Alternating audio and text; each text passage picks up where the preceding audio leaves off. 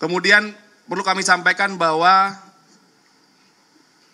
perkaranya yang sedang disidik adalah berawal dari Satgas Gakum Anti Anarkis Polda Metro Jaya sedang melakukan monitoring terkait adanya aksi anarkis massa tanggal 25 Agustus dan 28 Agustus 2025 yang diketahui dari beberapa akun di media sosial ya, yang menyiarkan ajakan aksi anarkis dan ada yang melakukan live melalui akun media sosial dengan inisial T sehingga memancing masyarakat khususnya pelajar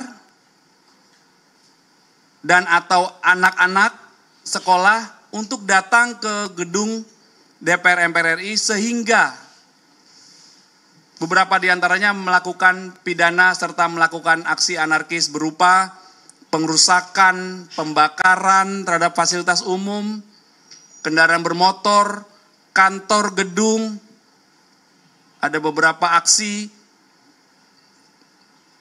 penjarahan yang terjadi juga di wilayah hukum Polda Metro Jaya. Sehingga terhadap 6 tersangka sudah ditetapkan. Yang pertama kami sampaikan adalah saudara DMR adalah admin akun IG, ya ini IG ini inisial ya, admin akun IG, nama akunnya adalah LF. Peran tersangka DMR adalah melakukan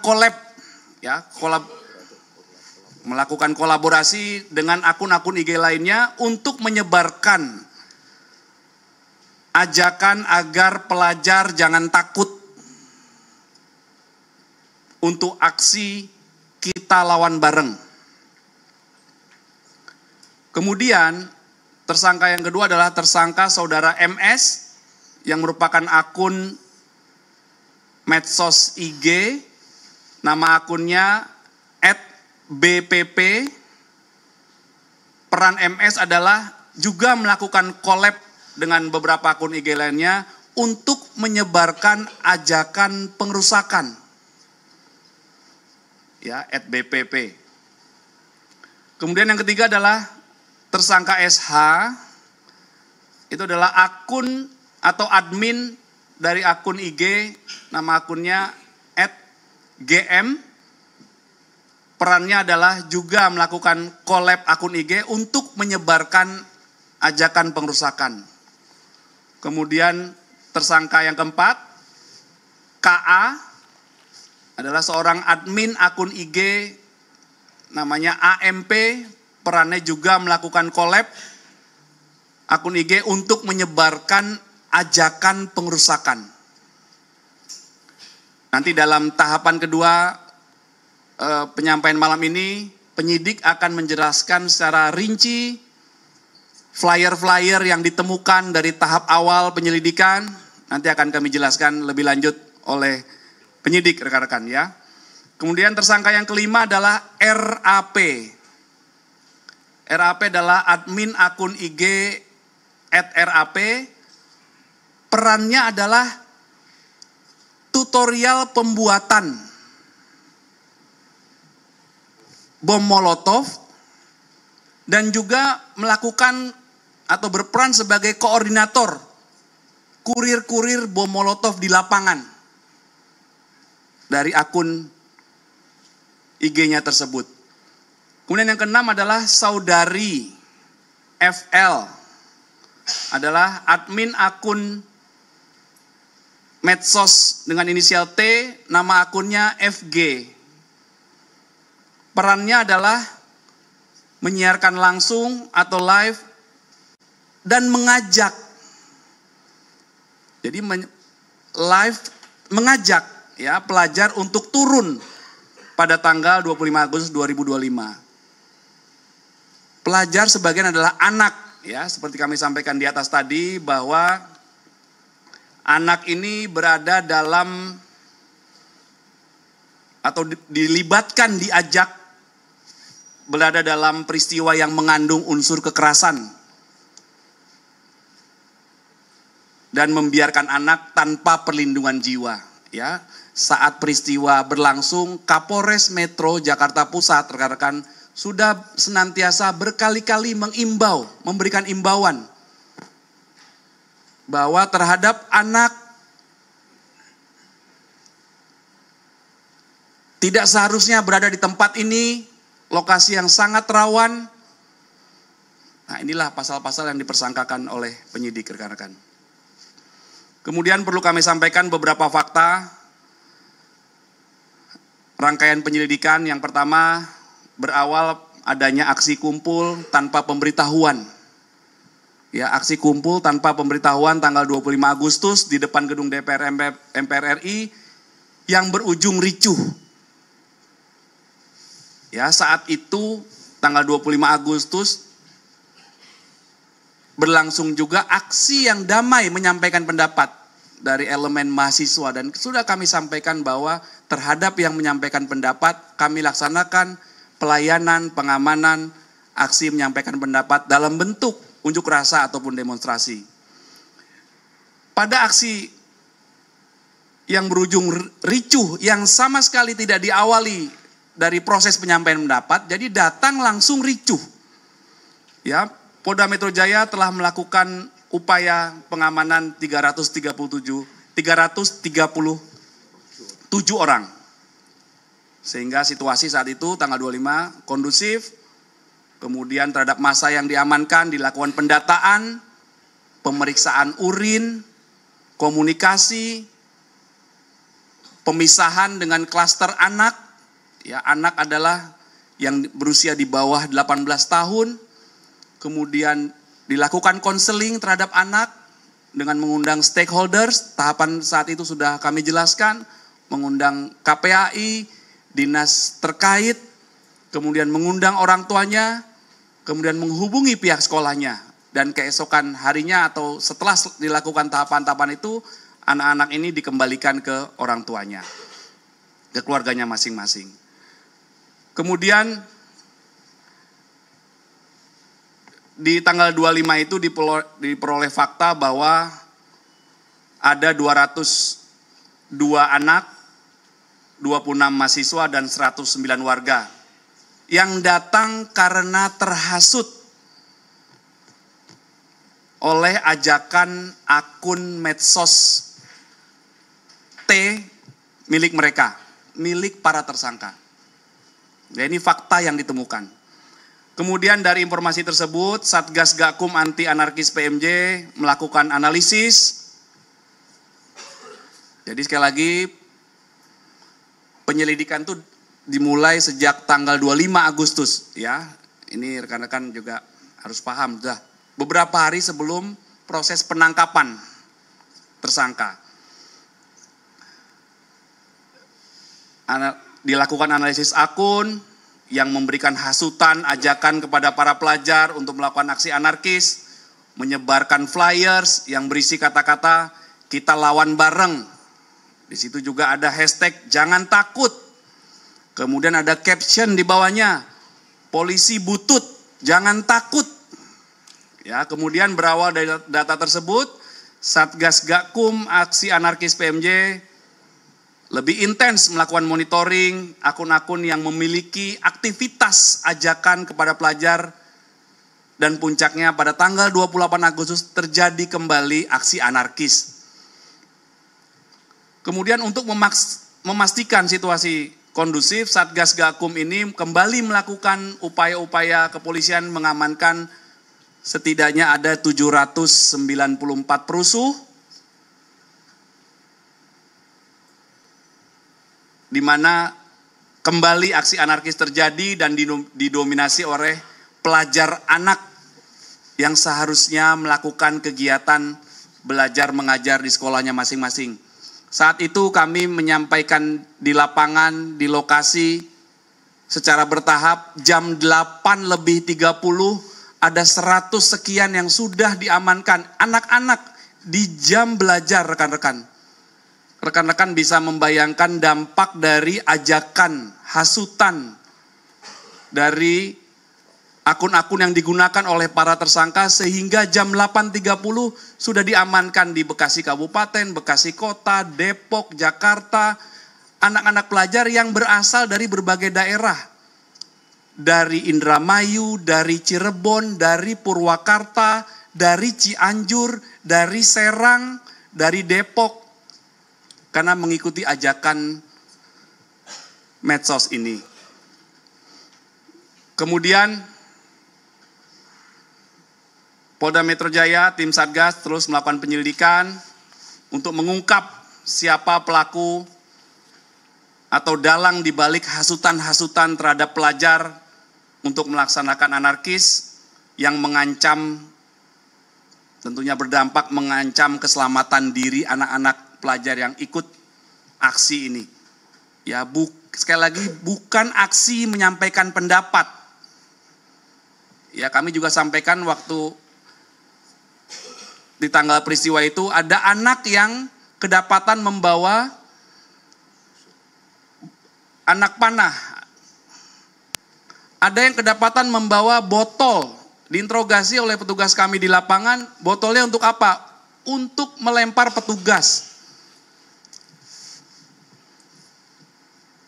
Kemudian dari hasil penyelidikan, maka Satgas Gakum Aksi Anarkis telah menemukan dugaan peristiwa pidana tentang hasutan, kemudian mengajak anak, menyebar kabar bohong yang menimbulkan kerusuhan. Kemudian akun-akun yang intens mengajak para pelajar untuk melakukan anarkis tersebut, mengajak membuat atau menjelaskan tata cara pembuatan bom Molotov, dengan iming-iming perbuatannya dilindungi hukumnya dan keamanan. Nah, itu yang di kanan itu.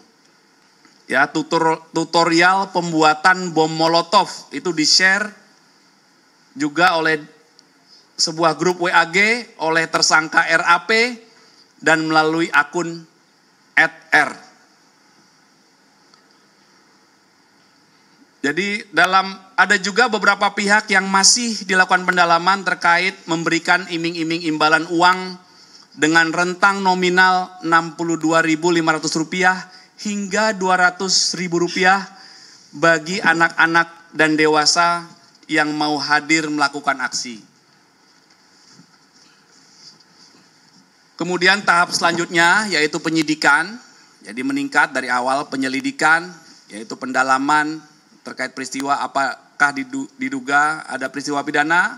Setelah tahapan dilakukan, meningkat ke penyidikan, berbekal 4 alat bukti, diantaranya ada keterangan saksi 22 orang, kemudian alat bukti surat, alat bukti petunjuk, ditambah keterangan ahli, maka penyidik memiliki keyakinan untuk menetapkan 6 orang tersangka yang sudah kami sebutkan tadi. Ya, dengan persangkaan pasal 160 KUHP dan atau pasal 87, junto pasal 76H, junto pasal 15 Undang-Undang Perlindungan Anak dan atau pasal 45A ayat 3 junto pasal 28 ayat 3 Undang-Undang ITE. Dengan ancaman pidana, pasal 60 ancaman pidananya 6 tahun. Kemudian Undang-Undang Perlindungan Anak pasal ancaman pidananya 5 tahun. Kemudian Undang-Undang ITE ancaman pidananya 6 tahun. Kemudian penyidik terus melakukan pendalaman dan fokus dan juga terus melakukan pengembangan pada objek perkara berupa hasutan-hasutan yang disebarkan dalam bentuk flyer yang berisi ajakan kepada pelajar dan anak untuk terlibat dalam peristiwa. Ya, pernah kami sampaikan sebelumnya imbauan bahwa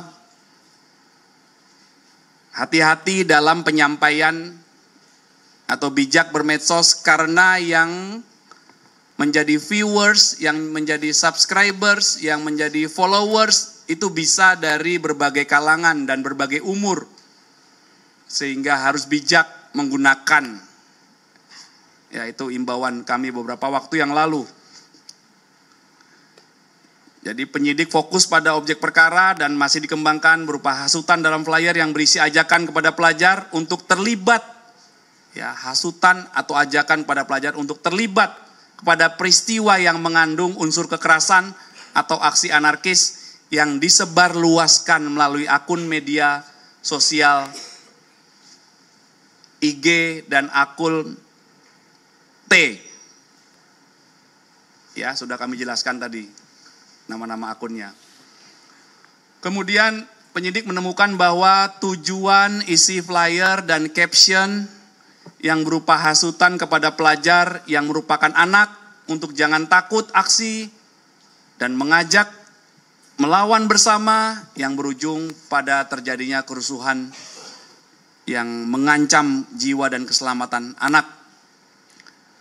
Bahwa penyidik juga menemukan terjadi peristiwa anarkis yang terjadi tanggal 25 Agustus di depan gedung DPR MPR di Gelora Tanah Abang Jakarta Pusat yang berujung anarkis sehingga diamankan 337 orang dan diantaranya telah ditetapkan 3 orang tersangka yang diduga melakukan pengerusakan terhadap kendaraan bermotor.